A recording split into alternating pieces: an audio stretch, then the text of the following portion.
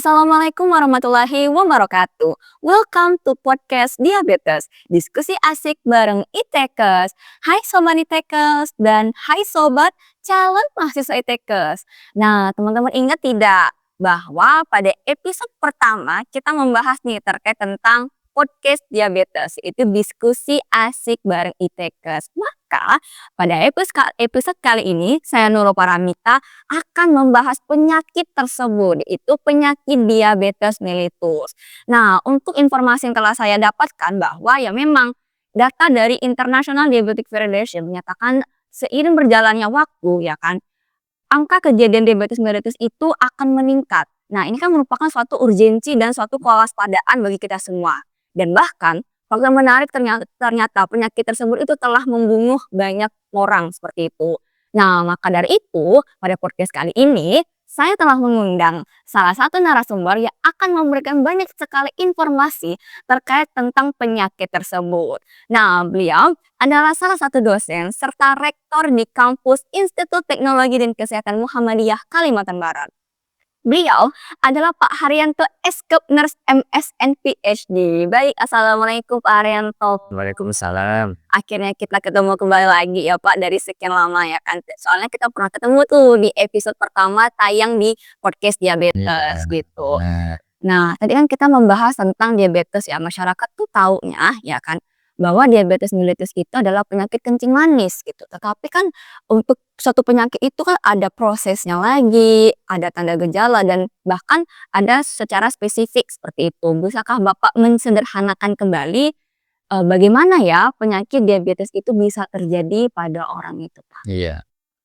Oke, terima kasih atas undangannya ya untuk podcast kita yang kesekian kalinya. Ya, memang masyarakat awam itu lebih mengenal penyakit diabetes mellitus itu adalah kencing manis gitu. Benar sekali. Dan tanda yang khas dari penyakit ini adalah peningkatan kadar gula darah. Nah, itu yang paling khas gitu. Jadi kalau mau lebih spesifiknya apakah seseorang itu dia positif ataupun tidak menderita penyakit DM atau kencing manis, haruslah dengan mengecek HbA1c. Itu biasanya lebih dari 6,5, itu menurutnya WHO gitu ya. Jadi itu untuk yang lebih validnya, itu mereka dikatakan positif penyakit kencing manis atau DM. Nah, kemudian penyakit DM ini kan ada beberapa tipe gitu. Iya. Yang paling awam itu kita kenal ada DM tipe 1, itu adalah DM yang dikarenakan ada riwayat keluarga atau herediter gitu ya, bawaan. Ada juga DM tipe 2. Nah, ini menarik DM tipe 2 ini. DM tipe 2 ini adalah DM yang didapat gitu. Jadi bukan karena ada riwayat keluarganya gitu ya. Artinya bahwa kita semua punya risiko untuk menderita penyakit kencing manis atau diabetes gitu. Apa faktor risikonya? Ya, bisa karena pola makan yang kurang sehat, kurang baik, kurang aktivitas gitu kan. Nah, kemudian juga nanti obesitas gitu. Jadi itu faktor risiko yang bisa mengakibatkan seseorang itu menderita penyakit DM. Sehingga jangan heran mengapa penyakit DM ini juga diderita oleh anak-anak remaja usia 18 tahun ke atas. Itu kan nggak kena ya Pak? Sudah, sekarang kalau menurut datanya tadi International Diabetes Federation itu ya sekarang sudah mulai isunya ke arah sana gitu. Kenapa anak remaja tuh bisa kena? Maksud saya kan orang-orang tahu atau jurnal yang telah kita baca, kalau diabetes itu kan bisa kena tuh pada orang dewasa ya Pak ya. Izin koreksi ya Pak, orang dewasa, lansia gitu kan, di puskesmas kan ada gitu, di klinik. Kenapa anak remaja ibaratnya dari metabolisme tubuhnya itu kan sehat tuh. Secara jasmani, rohani kan mereka beraktivitas fisik ya Pak, tadi Bapak bilang kan kurang aktivitas fisik. Untuk sekarang remaja ada yang aktivitas kayak gitu, ada yang jogging ya Pak ya, tapi kok kenapa tuh kalau boleh tahu anak remaja itu bisa kena? Ya, saya tadi tidak menyatakan lansia tidak menderita DM ya, artinya bahwa isunya sekarang itu diabetes itu pada semua tingkat usia. Oh ya benar. Gitu ya, tingkat usia itu yang kita harus pegang kata kunci itu. Artinya kalau beberapa waktu tahun yang lalu, 10 tahun yang lalu, kita tahunya kalau sudah usia lanjut, biasanya penyakit-penyakit degeneratif itu muncul. Ya, termasuk hipertensi, diabetes, jantung. Nah, tapi ke arah-arah sekarang ini, itu juga ada fenomena tingkat kejadian, prevalensi, insidensinya juga pada anak-anak usia-usia remaja, usia-usia produktif gitu Iya ya. benar-benar. Nah, kenapa hal ini demikian? Ya kita bisa kaitkan dengan aktivitas gaya hidup sekarang gitu ya. Nah, artinya bahwa, seseorang itu, mereka lebih banyaknya kalau kita kaitkan dengan faktor-faktor yang lain ya, misalkan gadget gitu ya, kemudian, pekerjaan, itu kan semuanya bisa dalam satu lokasi, satu tempat itu bisa dikerjakan untuk semuanya, gitu. Jadi sehingga aktivitasnya berkurang, gitu ya, berkurang.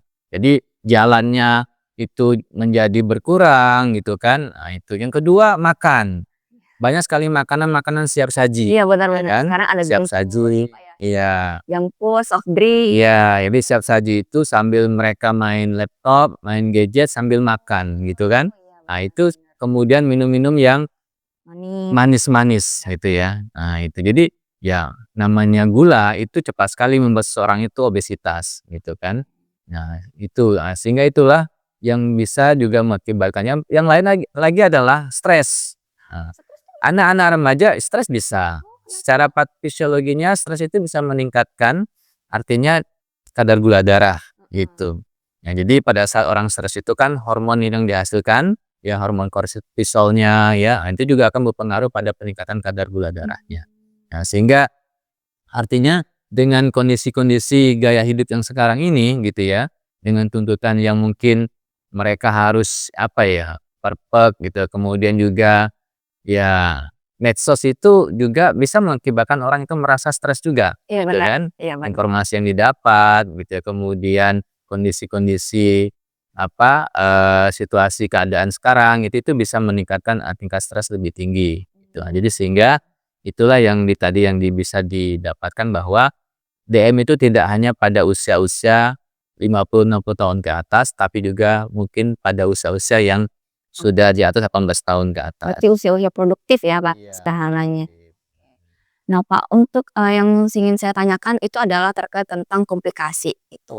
Dari artikel jurnal yang saya searching ya Pak ya, kalau untuk orang yang diabetes, apakah berisiko mengalami komplikasi itu? Untuk komplikasi itu kan, izin koreksi ya Pak ya, ada yang makroangiopati ya Pak ya, ada yang mikroangiopati, itu kan bahasa yang medis mungkin kan untuk orang awam atau masyarakat masih belum tahu, ini maksudnya dan mikro itu apa gitu, boleh Bapak sampaikan secara sederhana kayak gitu? Iya. Eee, DM itu juga disebut dengan penyakit silent killer, Mhm. artinya. Artinya, eee, dalam suatu jangka waktu beberapa saat itu akan muncul komplikasi-komplikasi yang mengganggu organ-organ yang ada di dalam tubuh. Iya benar benar. Kalau pada mata itu karena dia mengganggu pada pembuluh darah kecil, mikroangiopati gitu ya. Nah, kalau nanti pada makroangiopati pada ke arah ginjal gitu. Nah, kemudian ke pembuluh darah yang lainnya, ya termasuklah nanti dia bisa, pada pembuluh darah kaki gitu ya, bisa mengakibatkan luka gitu. Jadi, itu adalah, komplikasi-komplikasi yang bisa dimunculkan oleh DM. Menurut penelitian, seseorang yang menderita DM jangka waktu 10 tahun ke atas itu berisiko mengalami luka. Luka tuh luka kayak gimana, Pak? Ya lukanya itu ya luka atau ulkus ya bahasa ininya ya. Jadi Ilmiahnya ya? iya, jadi luka luka itu yang seringkali penderita DM tidak sadari dia gitu. Karena secara klinis banyak penderita DM itu dia tidak sadar mengalami luka. Luka itu biasa disebabkan oleh trauma. Mengapa tidak sadar? Karena dia mengalami neuropati gitu. Jadi ada DM yang sifatnya dia iskemik, ada neuropati gitu ya. Nah, kalau neuropati itu berarti mengganggu pada saraf-sarafnya, sensorik dan motoriknya. Jadi Kalau nggak terasa gitu, Pak, tidak ya? terasa dia saat dia jalan tidak pakai alas kaki gitu ya, ke halaman belakang tiba-tiba tertusuk duri, paku, luka gitu kan, luka kecil. Kemudian pada saat itu terjadi proses apa, inflamasi tubuhnya, peningkatan gula darah, nah lama-lama mengalami infeksi.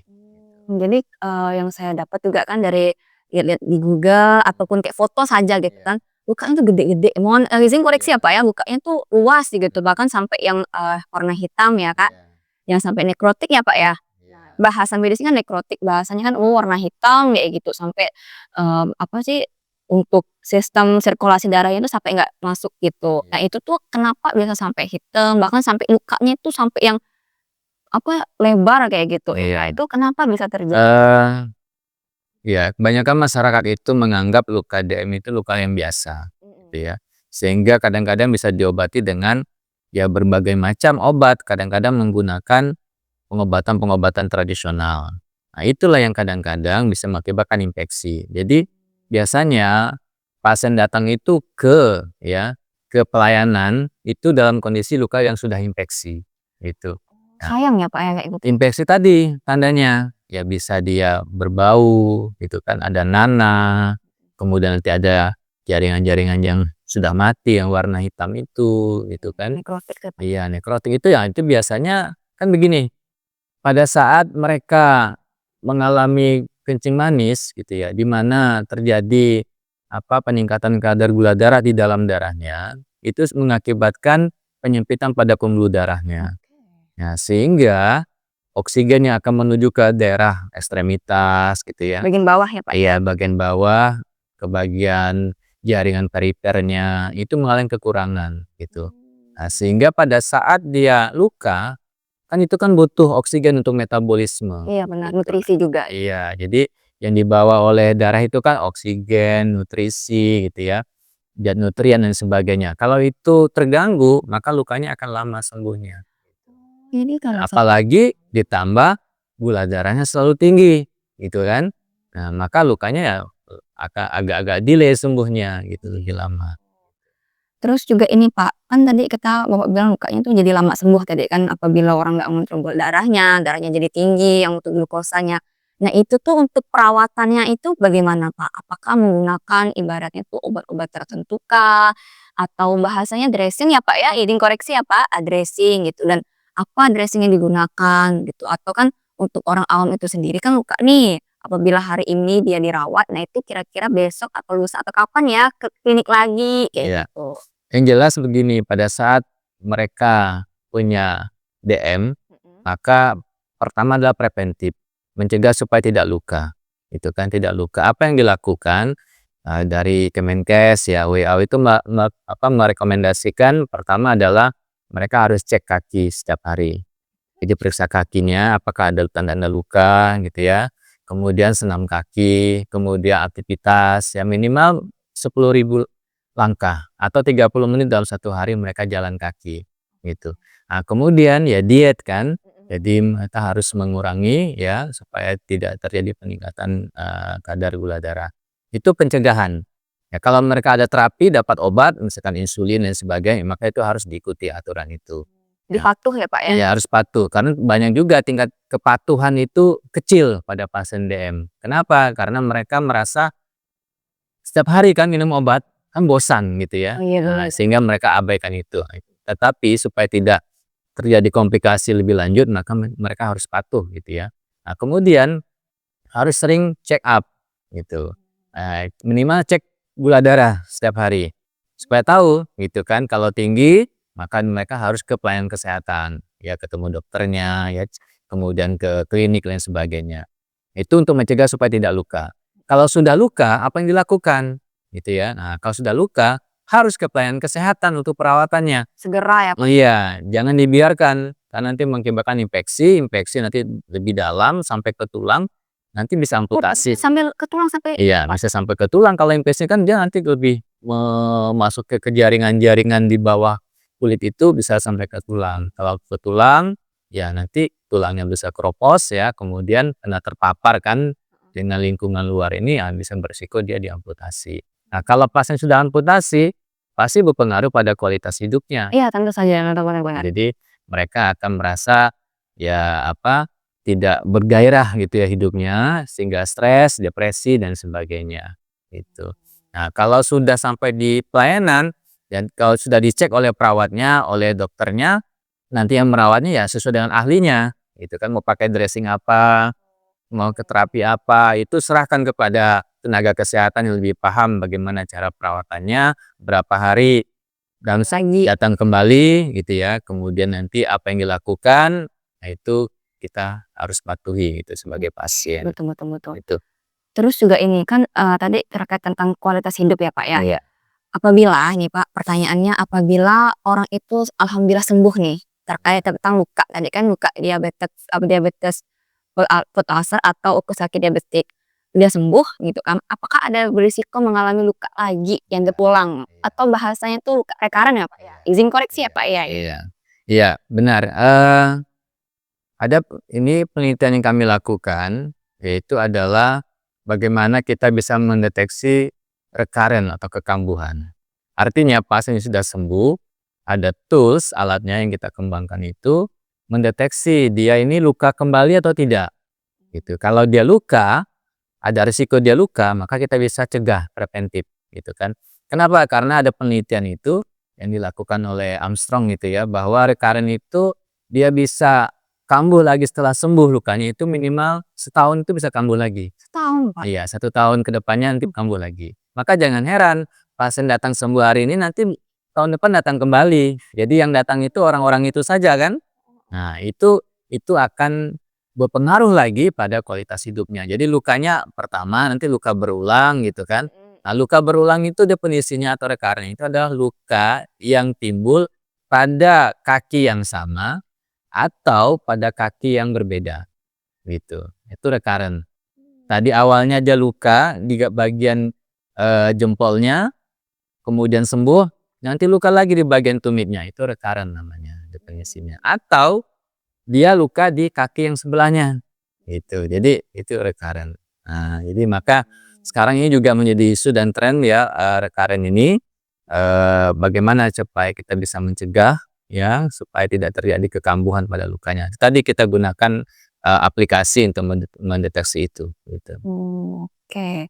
Menarik ya, Pak, ya, karena kan, yang kita harapkan ketika kita sembuh dari suatu luka, ya udah sembuh, kayak Iya, kita jaga. Apalagi kan terkait tentang kualitas hidup seseorang itu kan bagaimana dari individu tersebut tuh survive ya, Pak, iya, dan juga, perlu dukungan dari orang-orang sekitar ya, Pak, betul. terutama keluarga ya, Pak, Iya, ya? iya. Iya, karena gini, yang paling penting adalah supaya tidak kambuh lukanya, maka dia harus menjaga supaya kadar gula darahnya terkendali, gitu kan. Jadi dia harus selalu pantau, check up, dukungan keluarga, support keluarga juga sangat penting. Banyak penelitian-penelitian itu, ya dukungan keluarga itu menjadi hal yang sangat signifikan gitu bagi pasien, pada pasien-pasien yang dengan, menderita, penyakit diabetes. Oke. Terus, seperti ini, Pak, untuk tadi kan, membahas bahwa orang yang diabetes itu, dia harus cek selalu ya, Pak, ya, Iya, gula darahnya agar, oh kita tuh tahu hari ini atau sebelum makan, kan sesudah makan dicek, kayak gitu. Itu kan untuk yang orang sakit ya, Pak. iya, Kalau untuk orang yang sehat gitu, seperti ya anak remaja kan taunya badan saya iya, bugar, badan saya sehat, kayak gitu, iya, bisa aktivitas fisik iya, apapun gitu, masih strong lah gitu. iya, Nah, apakah untuk orang yang sehat itu perlu dilakukan pengecekan gula darah, Pak? iya.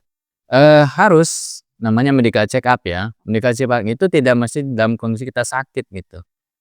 Jadi minimal 1 tahun kita medical check up gitu kan. Nah, atau kalau kita punya alat ukur ya, yang di rumah kita bisa cek sendiri kan, itu berapa apa, kadar gula darahnya. Jadi tidak harus orang yang menderita DM, tapi kita pun juga yang belum gitu ya, yang belum karena tadi saya katakan kita punya risiko, ya risiko untuk menderita DM gitu. Jadi ada yang pra-diabetes, ada yang diabetes gitu Itu kan. gimana bedanya, Pak? Ya tinggal kalau mungkin kalau pasien yang diabetes itu mungkin kadar gula darahnya kan di atas 150 gitu kan. Nah, kalau yang pradiabetes mungkin dia 125 gitu. Atau kalau dia HbA1c-nya itu positif dia diabetes itu di atas 65 gitu kan. Nah, ini mungkin dia ya apa, di bawah 65 sedikit misalkan 6 gitu kan. Nah, itu sudah dikatakan pradiabetes. Tinggal gejala-gejala yang dirasakan kan. Mhm mhm. Nah, apakah dia banyak minum, banyak makan gitu, kembali kencing, itu gejala klasik itu. Jadi gejala klasik itu artinya dari dulunya seperti itu gitu kan gejala klasik. Tetapi untuk memastikan tadi harus cek HbA1c. HbA1c itu bisa melihat kita apakah positif tidaknya menderita DM itu 3 bulan sebelumnya. Nah, gitu. Maka itu validitasnya HbA1c itu lebih tinggi itu daripada cek gula darah. Gula darah kan kecuali yang puasa ya. Iya iya iya. Nah, kalau cek gula darah sewaktu kan kita habis makan mungkin, habis aktivitas itu kan berpengaruh pada kadar gula darah kita, Oke gitu. oke. Terus ini Pak, pertanyaan terakhir sekaligus penutup ya Pak, terkait tentang podcast diskusi kita Iya. hari ini.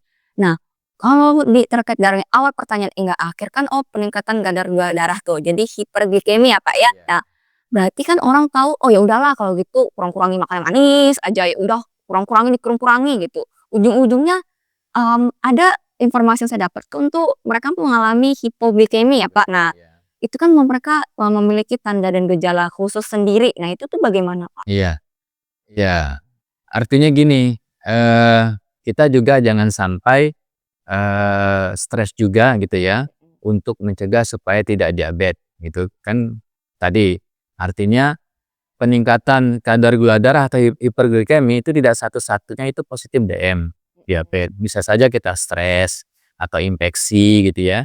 Nah, itu penyebabnya banyak gitu. Tetapi untuk menjaga supaya tetap sehat, tetap bugar tadi, maka kita harus menjaga ya pola makan. Pola makan itu ya harus proporsional gitu kan antara protein, karbohidratnya gitu. Jadi pada usia-usia kita yang usia-usia 40 tahun ke atas ini mungkin proteinnya yang kita akan lebihkan dibandingkan karbohidratnya. Karena kan selnya sudah mulai penurunan, ya harus diganti, maka protein yang harus kita lebih banyakkan porsi karbohidratnya. Sebenarnya yang dibutuhkan tubuh itu protein gitu, bukan karbohidrat. Karbohidrat kan disimpan, nah itu yang bisa mengakibatkan obesitas gitu. Nah, yang kedua, aktivitas fisik, olahraga, harus seimbang kan. Jadi minimal seminggu itu 3 kali. Satu aktivitas 30 menit gitu kan, jalan kaki. Kenapa sekarang anak-anak banyak kita remaja gitu ya, atau usia-usia yang produktif tuh banyak olahraga, itu bagus. Artinya mereka sudah sadar tentang kesehatan gitu kan. Nah, kemudian tadi hindari stres kan, stres gitu kan. Nah, itu juga harus diperhatikan. Iya tentu Dan paling penting adalah medical check up. Kita tidak tahu tubuh kita gitu kan, seperti apa gitu. Mungkin ada alarm nih ngasih tahu, "Oh kayaknya capek lelah," gitu kan, tapi kita abaikan kadang kan. ya udahlah gitu, Iya, wajar lah. tapi kalau kita ingin tahu seperti apa kondisi tubuh kita, ya tadi minimal check up 1 tahun sekali, ya cek semua, cek darah lengkap, itu kan kolesterolnya, trigliseridanya, kemudian gula darahnya, gitu kan.